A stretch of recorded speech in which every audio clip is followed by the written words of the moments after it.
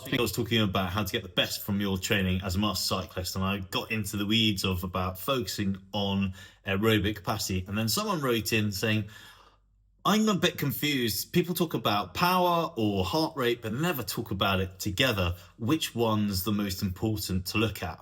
The easiest way to answer this is, let's say you did a 20-minute FTP, it was bang on the money, you produced a really good FTP result, and you had a heart rate monitor on at the same time, and that worked out your threshold heart rate. From those numbers, you have accurate FTP zones, so zone 1, zone 2, zone 3, zone 4, zone 5, and also the same zones in heart rate. Now, I know what you're going to ask me, which zones should I be using, Simon? To make things easy, I'm a big fan of using Coggan's 5 zones for threshold on power and heart rate. So, is power the gold standard? Well, yeah, it is, but this is why also we need heart rate. Ultimately, our heart rate numbers should align with our zones for power.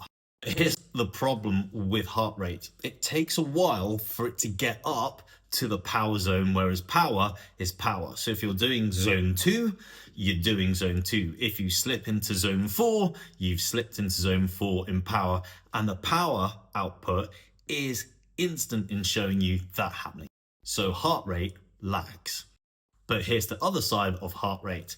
If you're holding zone 2 power, but your heart rate starts to drift out of that into zone 3, it shows cardiac drift. And that can show that you are not conditioned for riding at the same power in zone 2. I know what you're going to ask me now. What happens if that happens? Well, you need to drop your power down to get your heart rate back into zone 2.